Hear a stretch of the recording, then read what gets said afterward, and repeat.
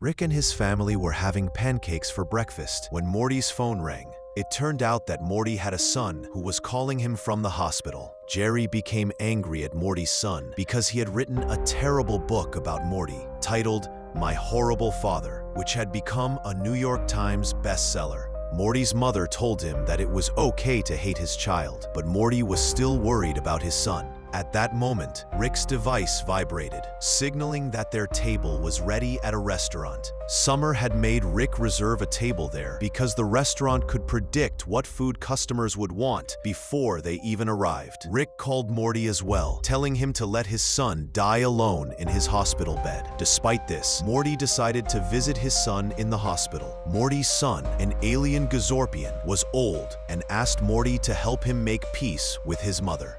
Morty was hesitant at first, as his son already knew that his mother had been nothing more than a genetic receptacle. She had never truly been alive. Meanwhile, Rick and Summer arrived at the restaurant and approached their table to see if the food predictions were correct. Rick was served a Morlachian fawn, while Summer received an ordinary avocado toast topped with cracked pepper.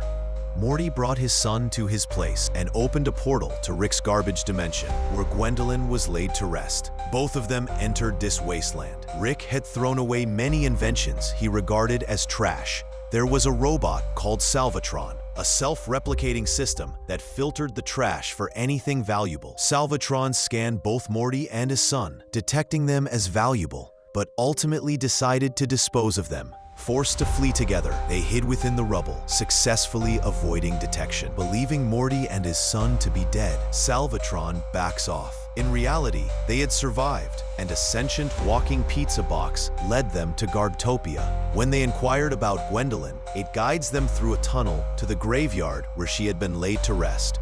Rick enjoyed his meal at the restaurant and was looking forward to dessert. Summer tasted her avocado toast and, realizing it was ordinary, grew furious. Despite Rick's warnings not to cause a scene, Summer stormed into the kitchen and vented her anger at the staff, known as the Cogs, even going so far as to throw a pan at one of them, which resulted in the arrival of the police. Rick understood that the Cogs possessed the ability to predict every possible action, meaning that any response, including Summer's outburst, was already accounted for in their plan. He had cautioned her for this very reason. The Cogs were aware that Rick wanted dessert and deftly manipulated events to steer him in that direction. They took Rick and Summer to a pool, where the Cogs was in the process of preparing a giant eclair for Rick. Though Summer warned Rick about the Cogs' hidden agenda, he remained convinced that their attentiveness was evidence of their affection for him.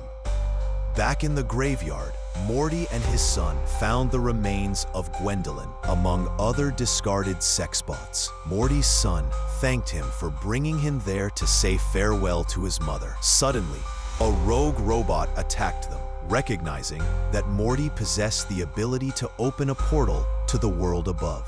Fearing for their lives, Morty apologized to his son for being a terrible father, believing they were about to be killed by the robot. At that moment, Morty's son confessed that he was not actually dying. Instead, he had orchestrated the situation to gather material for his new book, a sequel to My Horrible Father.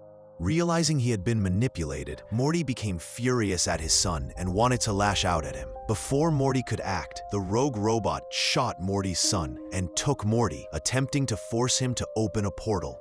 The attempt failed. At that moment, Salvatron reappeared, destroyed the rogue robot, and turned its attention to Morty. Terrified, Morty hid, fearing for his life. However, Morty's son, who had survived thanks to the intervention of his devoted fans at the cemetery, returned with those fans to confront Salvatron. Together, they managed to neutralize the threat, though it became clear that danger still loomed as more threats were on the way.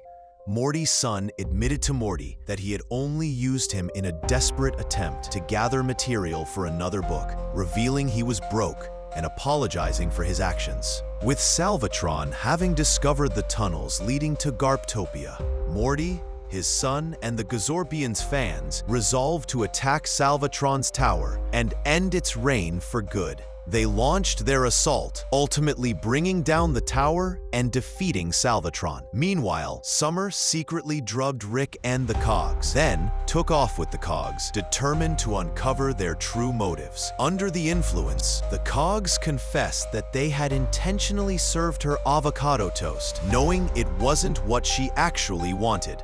Summer, fed up with their manipulations, decided to play along and end the ruse, while Rick chased after them, demanding that Summer stop and return the Cogs to him. She refused and even struck Rick in her getaway. The Cogs revealed their real aim. They wanted to start a food truck business with Summer's help, handing her a hot dog, the food she wanted all along. Once Rick discovered that the Cogs' main interest was collaborating with Summer rather than himself, he vented his frustration by throwing their food truck into a portal. In the Wasteland, Morty witnessed this and called out to Rick, asking him to open a portal and rescue him from Garbtopia.